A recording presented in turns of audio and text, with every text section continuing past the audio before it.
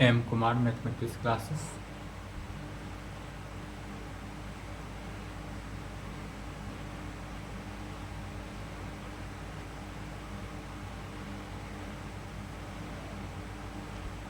आज 16 अप्रैल 2024 है।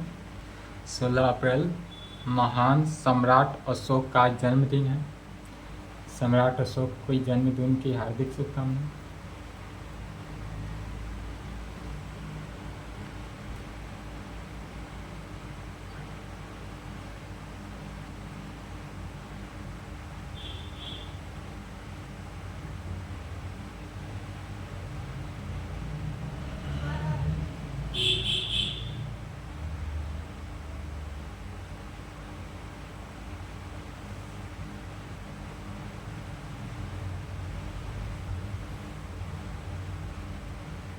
Lecture 9 paper 5 group B.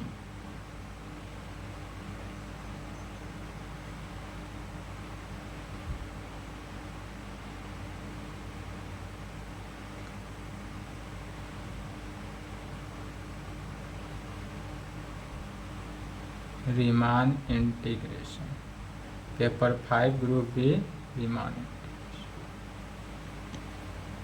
इसमें थ्योरम चल रहा था।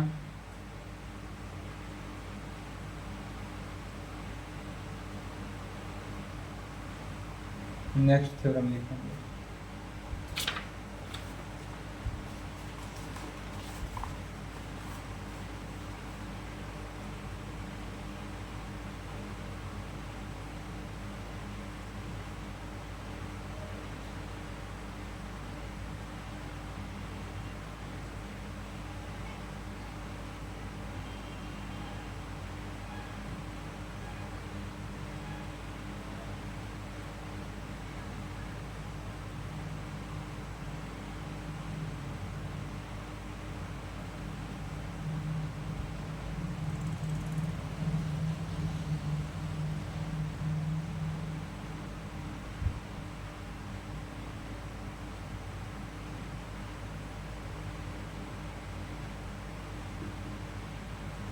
चौबीस के लिए मोर इम्पोर्टेंट था। State and proof fundamental theorem. तो सबसे पहले दिखाना है कि फंडामेंटल थ्योरम है क्या। तो स्टेट एंड प्रूफ जहाँ है वहाँ पर क्या करते हैं, सबसे पहले स्टेटमेंट लिखते हैं। आंसर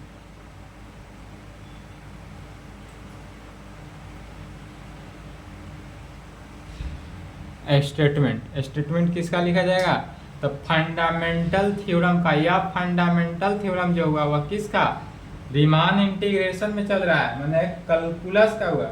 कहेंगे फंडामेंटल थ्योरम ऑफ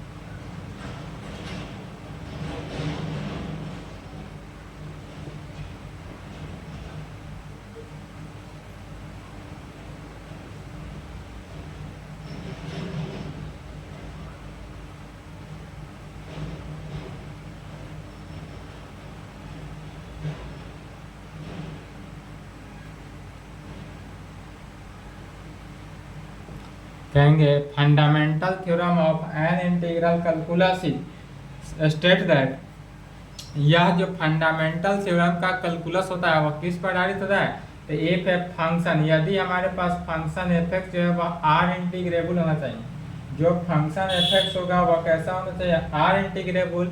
और यह आर इंटीग्रेबल कहाँ होगा, over the close interval A B पे। एंड साथ साथ फंक्शन एफ एक्स जो होगा या फंक्शन कैसा होना चाहिए, तो प्रोसेस ए प्रिमिटिव फंक्शन होना चाहिए। फंक्शन एफ एक्स जो होगा वह प्रोसेस ए प्रिमिटिव जो प्रिमिटिव फंक्शन होता है वह क्या होता है, कैपिटल से डिनोट करते हैं। तो प्रिमिटिव में कैपिटल एफ एक्स लिखेंगे। तो कैपिटल एफ एक्स का मीनिंग क्या हुआ, यह प्रिमिटिव हुआ। कहाँ पे, तो over the closed interval A B पर, primitive over the closed interval A B पर, that is capital F dash X जो होगा वह एफ एक्स के इक्वल होगा, देन तब। तो प्रिमिटिव का कंडीशन यही होता है कि यदि हमारे पास कैपिटल एफ एक्स का डिफ्रेंसिएशन, कैपिटल एफ एक्स को जब डिफ्रेंशिएट करते हैं तो वह स्मॉल एफ एक्स के इक्वल आता है, और यह क्या कहलाता है, प्रिमिटिव फंक्शन कहलाता है। दैट इज यह हो जाएगा इस प्रकार से, यदि फंक्शन एफ एक्स का हम इंटीग्रेशन करते हैं A to B, lower limit A upper limit B से, तो यह किस में आ जाएगा, capital F A upper limit minus lower limit, तो capital F B minus capital F A में आ जाएगा।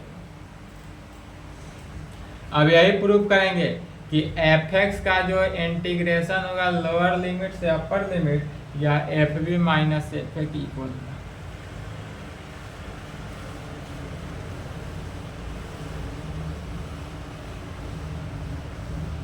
यह मोर इम्पोर्टेंट है इस बार एग्जाम के लिए।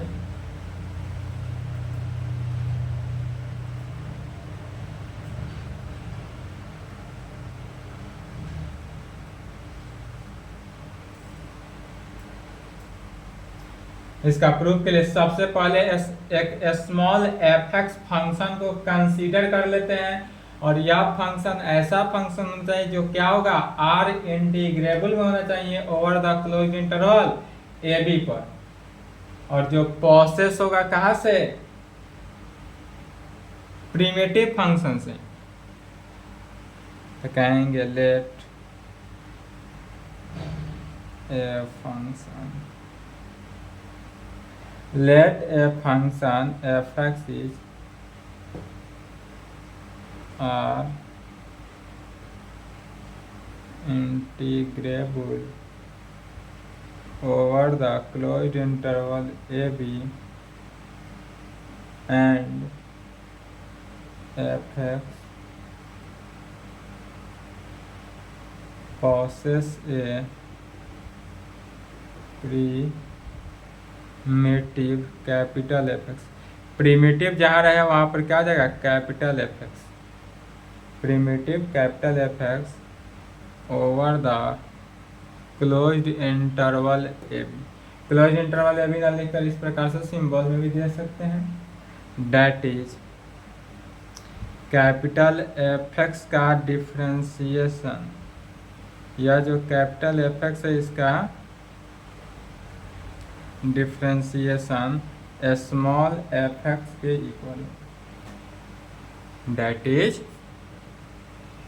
एफ डैश एक्स जो होगा वह स्मॉल एफ एक्स के equal, capital F dash X जो होगा वह किसके, स्मॉल एफ एक्स के इक्वल। तब हमको प्रूफ क्या करना है, तो we have to show that, we have to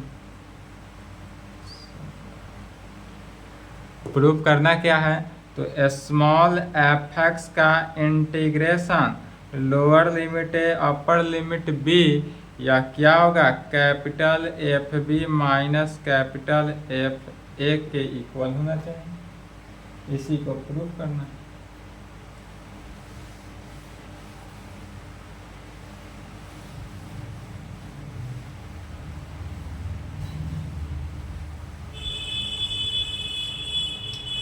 तो क्या कहेंगे,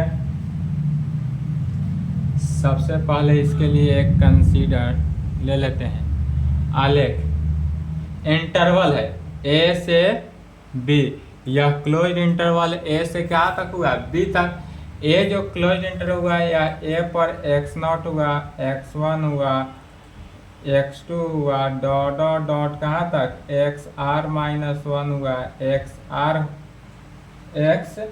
r हुआ, and so dot dot dot कहाँ तक जाएगा, b का वैल्यू क्या होता है, xn होता है। तो x0 से xn तक गया, मैंने a से b क्लोज्ड इंटरवल a से कहाँ तक, b तक, तो यह वैल्यू गया। अब एक्स आर माइनस वन और एक्स आर के बीच का जो वैल्यू होता है या डिफरेंस, इसको क्या करते हैं, जीटा आर से डिनोट करते हैं। जीटा आर इस प्रकार से लिखते हैं, यह जीटा आर हुआ, तब कहेंगे इसी को फिगर जो बना इसी को लिख देंगे। Now we divide the closed interval A B, closed interval A B को डिवाइड किया गया कहाँ पर, तो into N sub intervals, N sub intervals में। कैसे डिवाइड किया गया, तो by inserting the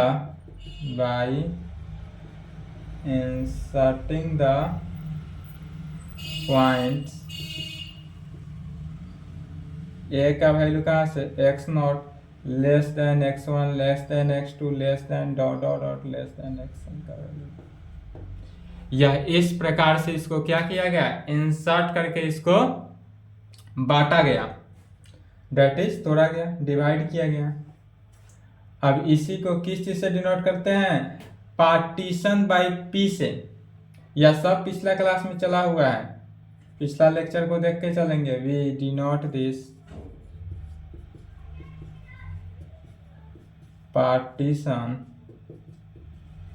by, we denote this partition by P, इसको पार्टीशन पी से डिनोट करते हैं। दैट इज पार्टीशन को पी स्मॉल ब्रैकेट ए का वैल्यू कहाँ से, X not less than X one less than X two less than dot dot dot less than X N का value कहाँ पर, बी पर, स्मॉल ब्रैकेट बीच में। तब कहेंगे लेट डेल आर जो होगा X R minus one X R B the rth sub interval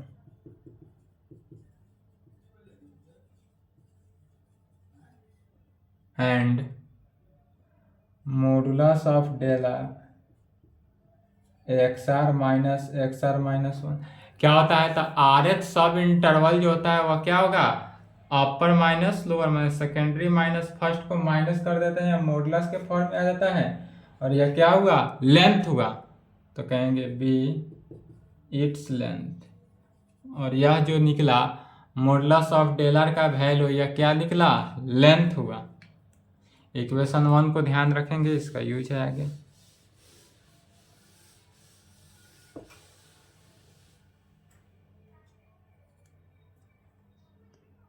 capital F dash X is equal to small F X, equation 1। इसको साइड में लिख लिए इक्वेशन 1 को, तभी इट्स लेंथ हुआ यह वैल्यू। तब क्या कर सकते हैं, इसके लिए फिर मानेंगे लेट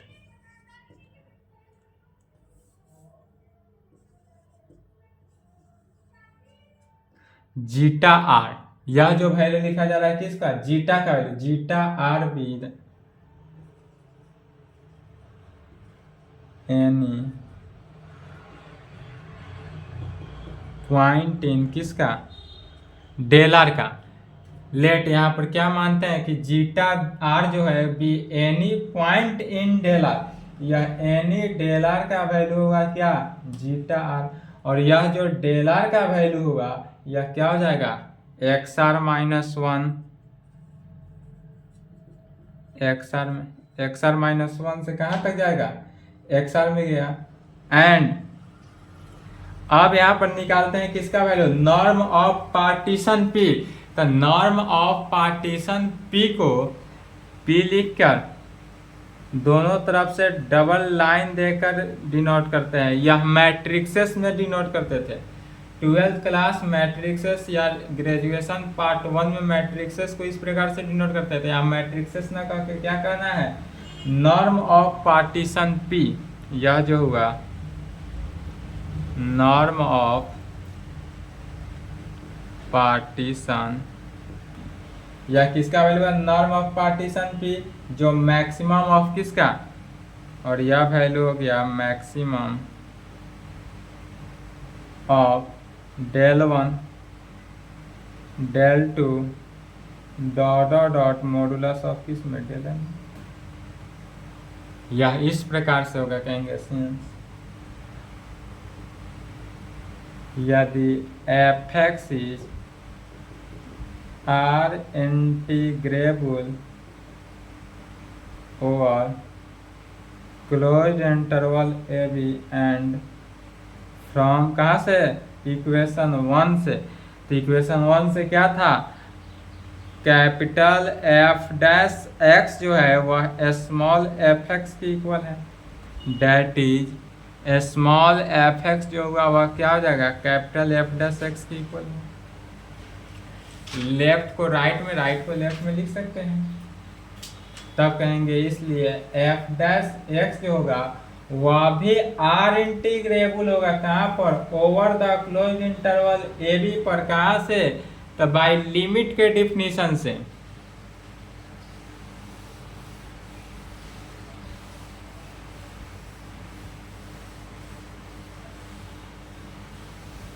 तो कहेंगे therefore f'(x) is also R integrable over the closed interval AB, therefore by limit definition of R integrable से। यह जो होगा limit definition of R integrable के डिफिनीशन से। तो जब limit definition of R integrable का यूज किया गया, डेट इज कैपिटल f'(x) का इंटीग्रेशन लोअर लिमिट है अपर लिमिट b, क्या हो जाएगा, तो limit of norm of p tends to 0 या norm of p tends to 0 sigma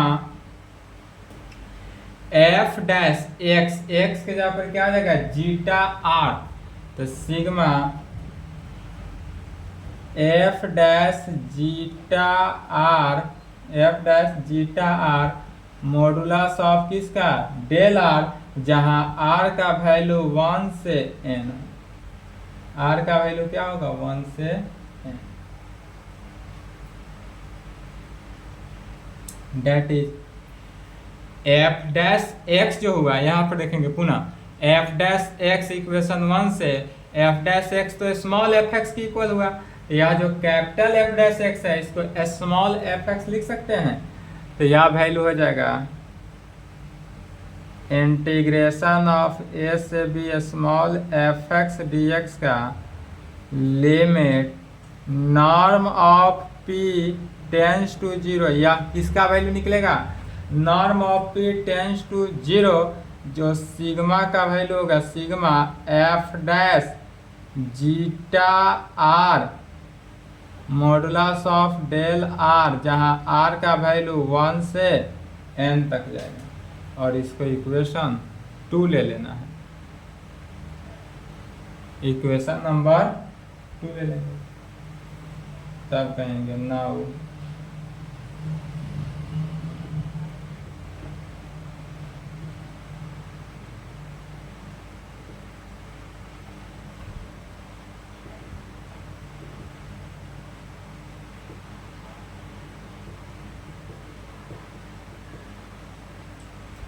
equation 2 से राइट हैंड साइड का वैल्यू निकालना है। लेफ्ट हैंड साइड का वैल्यू निकल चुका, राइट हैंड साइड का वैल्यू निकालेंगे और प्रूफ करेंगे। लेफ्ट में यही था, कहाँ से निकालेंगे, तो कहेंगे for this by Lagrange's mean value, for this क्या कहा जा सकता है, लैग्रांजेज मीन वैल्यू थ्योरम से। तो यहाँ पर अब लैग्रांजेज मीन वैल्यू थ्योरम का उपयोग करना है। लैग्रांजेज मीन वैल्यू थ्योरम का क्या कहता है कंडीशन, यदि कैपिटल एफ एक्स आर में से माइनस कर दिया जाए एफ एक्स आर माइनस 1 के कंडीशन को, तो यह वैल्यू क्या हुआ, X R minus 1 into F dash zeta R में आ जाएगा, या F dash zeta R. Zeta R क्यों हुआ, चूंकि यहाँ पर यदि एक्स आर माइनस 1 था, एक्स आर था, तो इसके बीच का जो डिस्टेंस है इसी को बोलते हैं जीटा आर। तो इसी जीटा आर को लिखा गया।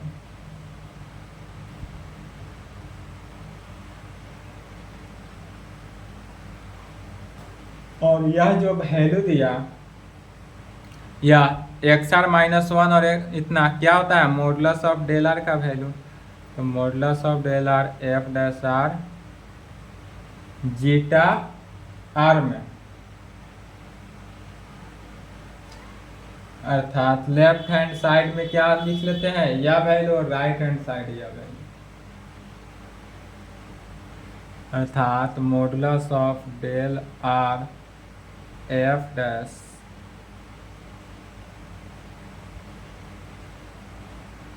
Zeta R is equal to क्या हो जाएगा, F X R minus F X R minus 1 में। इसी में पुट कर देंगे, वी पुट आर का value 1 2 3 dot dot dot respectively, कहाँ तक, एन तक, एन तक respectively in it and then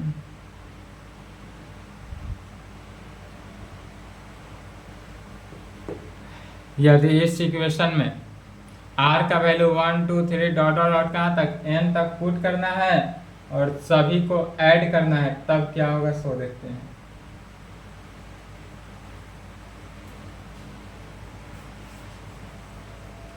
और जो वैल्यू निकलेगा उसको इक्वेशन नंबर 2 में पुट करेंगे, ठीक है।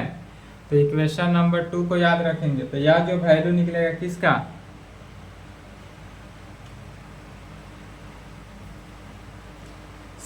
दोनों तरफ लग रहा है, तो मॉडुलस ऑफ डेल आर जो हुआ एफ डैश जीटा आर, यह कहाँ से, सिग्मा आर का वैल्यू 1 से n तक पुट करना है, तब राइट हैंड साइड में हो जाएगा सिग्मा आर का वैल्यू 1 से n, कहाँ से, F X R minus F X R minus 1। चलिए अब इसी में r का वैल्यू पुट करते चले जाना है, जो रिजल्ट्स निकलेगा उसको इक्वेशन नंबर 2 के राइट हैंड साइड रखना है। डेट इज जब इसको सॉल्व करेंगे, पुट करेंगे, तो capital F B minus F आएगा। इक्वेशन नंबर 2 अपने कॉपी में देखेंगे, लेफ्ट हैंड साइड सेम रहेगा और राइट हैंड साइड में सिर्फ चेंजिंग होगा।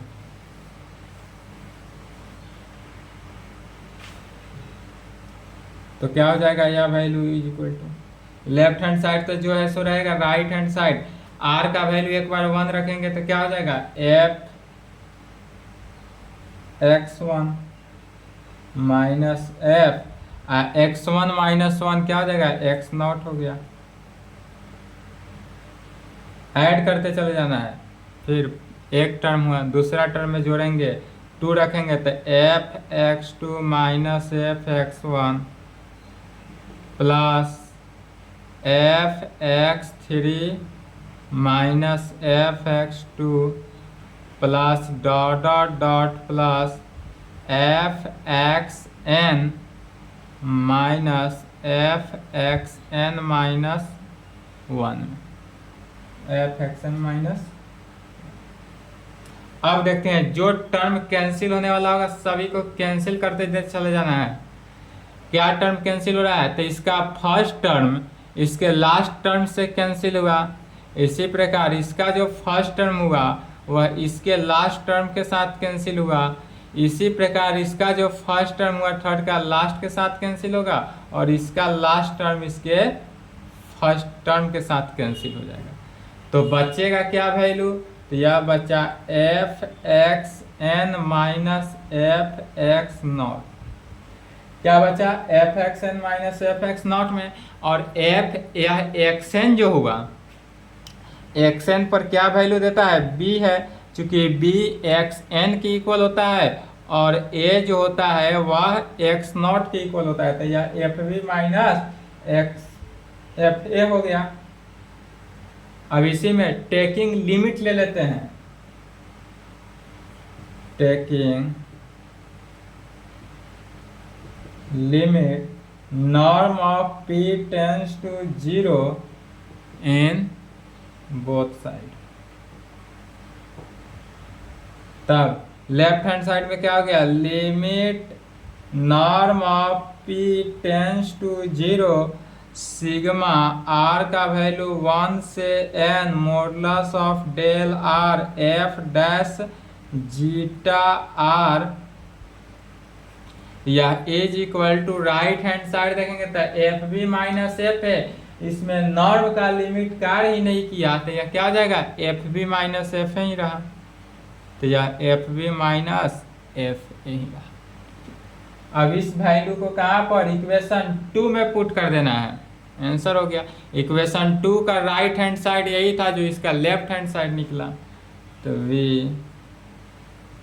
पुट दिस वैल्यू इन 2, इस वैल्यू को इक्वेशन 2 में पुट किए तो इक्वेशन 2 के लेफ्ट हैंड साइड क्या था, एफ एक्स का integration A to B D X, right में था F B minus F.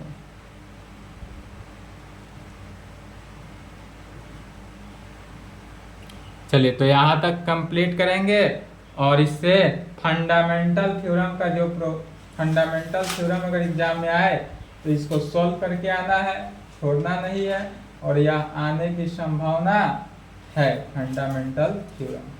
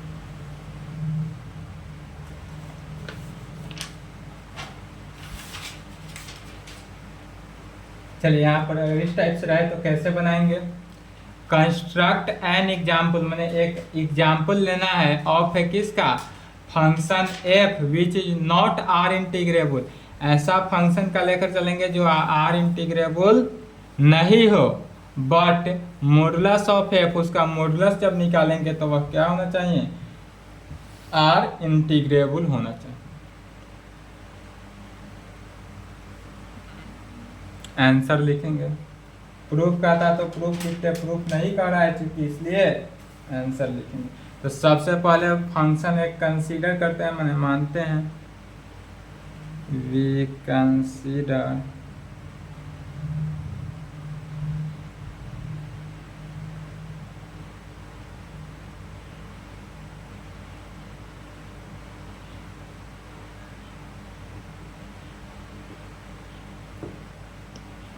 We consider a function F X जो होगा वह defined on close interval A B में बाई, यह किस प्रकार से है, तो यदि हम मान लेते हैं यहाँ पर F X is equal to 1, तो यह एफ एक्स 1 होगा कब, जब एक्स जो है वह रेशनल हो इन क्लोज इंटरवल में, when X is rational in close interval A B में, एक्स यदि रेशनल हो in close interval A B में।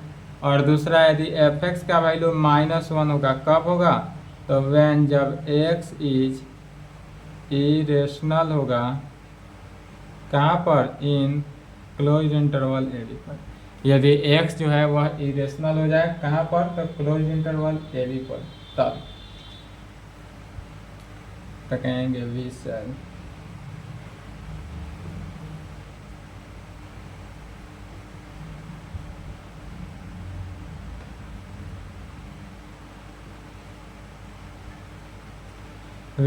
proceed to show that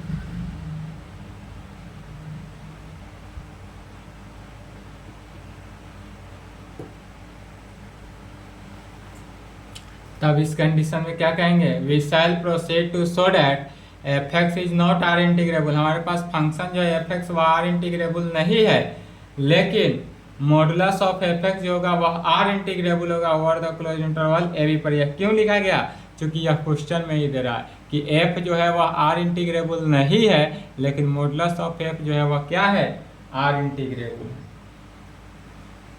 तब फिर क्लोज इंटरवल को डिवाइड करेंगे, जो अभी लिखा गया है फंडामेंटल थ्योरम में, उसी को पुनः लिखा जा रहा है, थोड़ा सा लिखेंगे।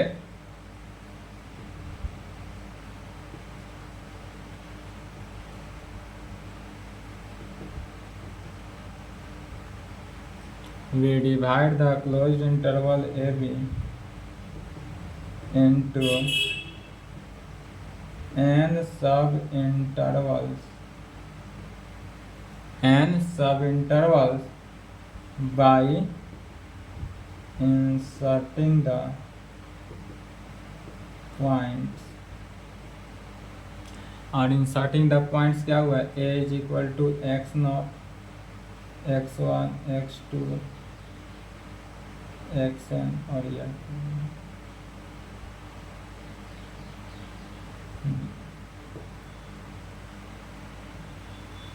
we denote this partition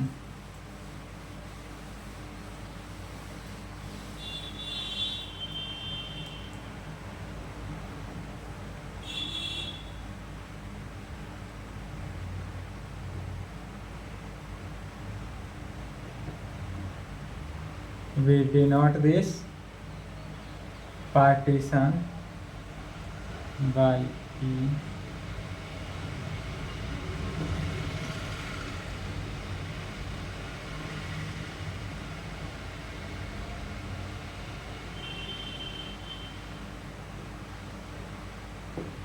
we denote this partition by P we get। हम पार्टीशन P को डिनोट करते हैं इस प्रकार से, यह सेम अभी लिखा गया है। तब मान लेंगे लेट डेल आर जो होगा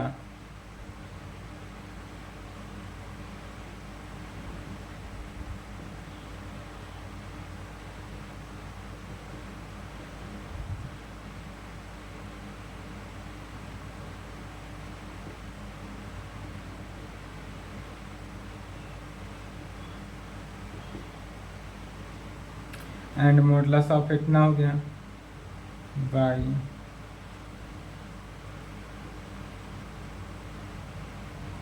तब यहाँ पर क्या करेंगे, फंक्शन के डिफिनीशन से।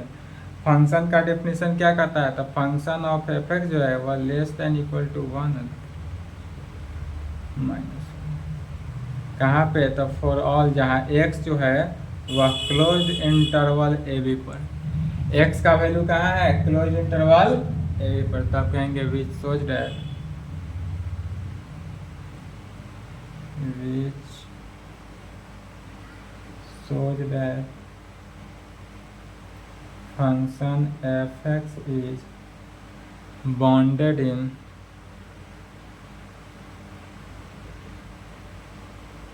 closed interval ab and hence f(x) is bounded.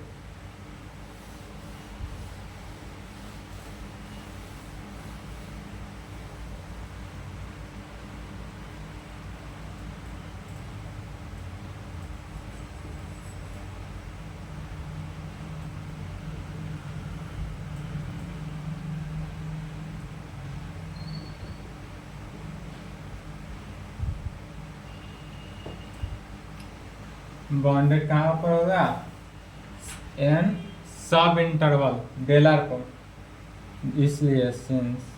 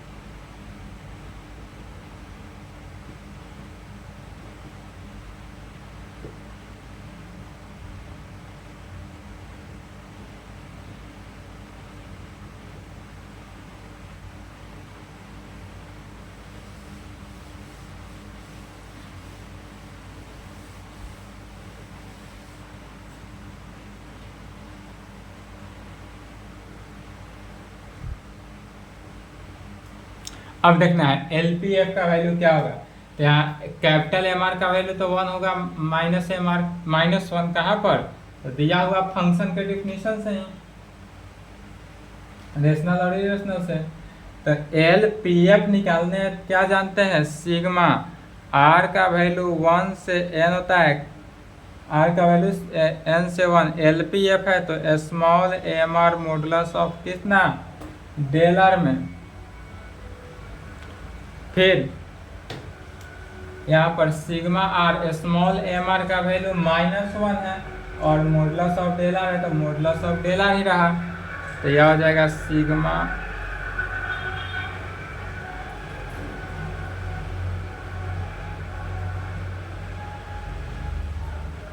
Minus बाहर हो गया, R का वैल्यू 1 से n modulus of dealer minus, अब फिर क्या जानते हैं? तो सिग्मा R का वैल्यू 1 से n मॉडुलस ऑफ डेलर का जो वैल्यू होता है वह b माइनस ए, तो b माइनस ए। क्यों? चूंकि इसका वैल्यू ही होता है b माइनस एम। और यह किसके लिए हुआ? तो for all partition P of closed interval AB, for all partition P of closed interval AB के लिए। इसलिए लिस्ट लोअर रिमान सम या लोअर रिमान इंटीग्रल का वैल्यू क्या हो जाएगा? List upper bound of LPF में। और यह कितना निकला? तो माइनस ऑफ b माइनस ए, इसको इक्वेशन 1। इसी प्रकार LPF निकला, सेम उसी प्रकार क्या निकालेंगे? UPF, उससे अपर रीमान सम या अपर इंटीग्रल वैल्यू निकलेगा। चलिए निकालेंगे।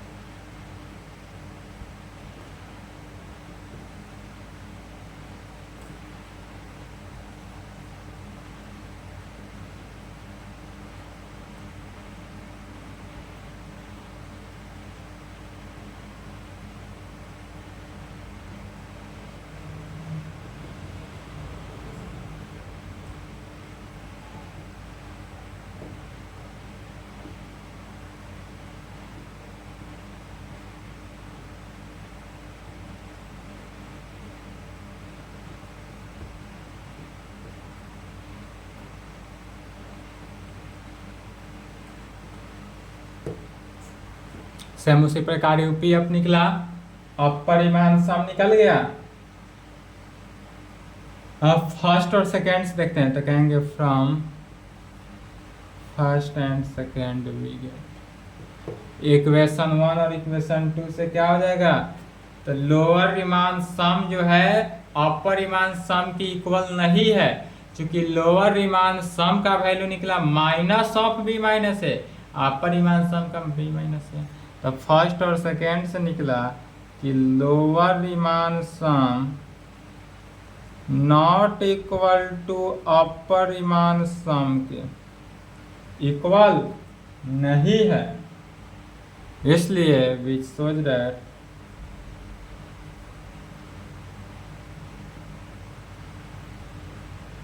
fx is not r integrable over the closed interval ab। इसलिए वीडियो में नहीं दिख रहा हो तो लिख लेंगे which shows that function fx is not r integrable over the closed interval ab। यह r इंटीग्रेबल नहीं है, यह तो प्रूफ हुआ। अब दिखाना है क्या कि इसका यह फंक्शन जो है, इस फंक्शन का मॉडुलस जो होगा वह r इंटीग्रेबल होगा।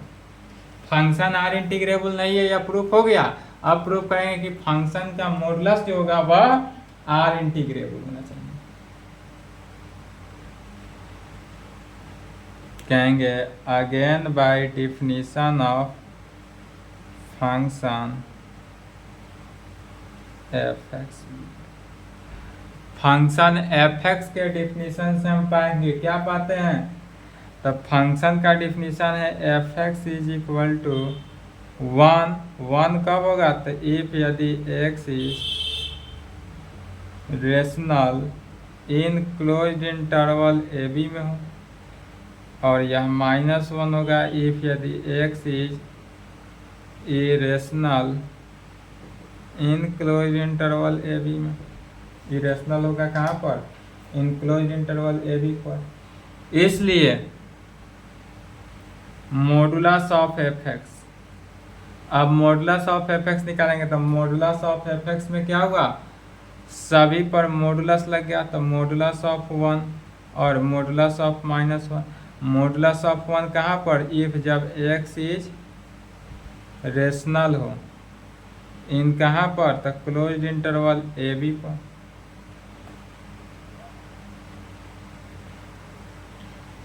और -1 इफ x इज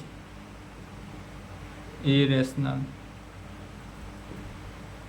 इसलिए मॉडुलस का वैल्यू निकला, इसलिए दोनों जब मॉडुलस को कंटेन किया तो यह मॉडुलस ऑफ 1 भी 1 हुआ इफ जब x इज रेशनल, x जब रेशनल होता, और मॉडुलस ऑफ -1 भी 1 ही हो जाएगा कहाँ, इफ यदि x is irrational.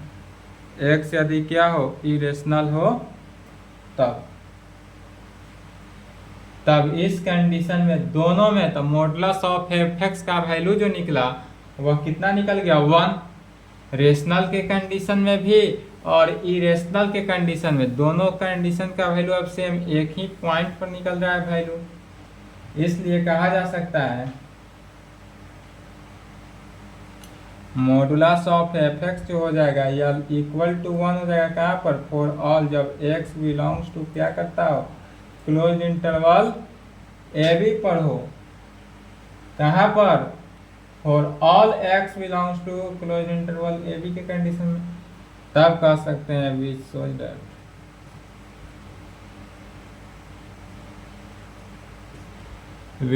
That modulus of function fx is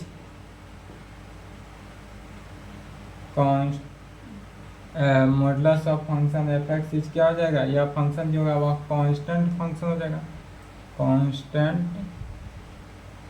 function in closed interval but we know that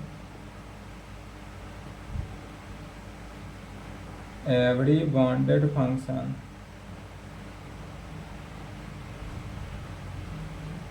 every bounded constant function कर सकते हैं।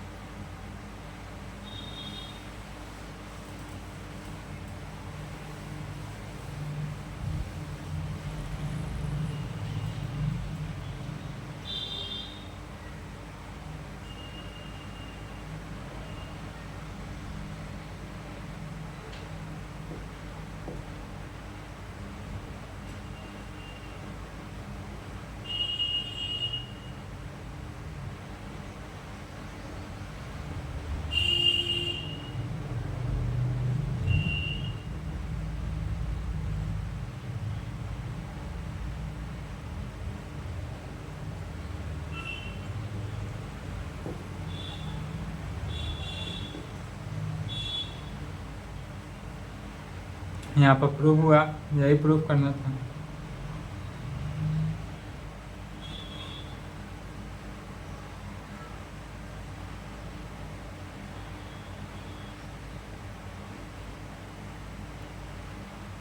थ्योरम खत्म हुआ। अब इसके आगे है problem on Riemann integration. Riemann integration पर प्रॉब्लम चलेगा नेक्स्ट क्लास। इसको पर कराएंगे, प्रॉब्लम बनाने की कोशिश करेंगे। नेक्स्ट क्लास में क्या चलेगा? प्रॉब्लम चलेगा। चलिए ठीक है, यहाँ तक कम।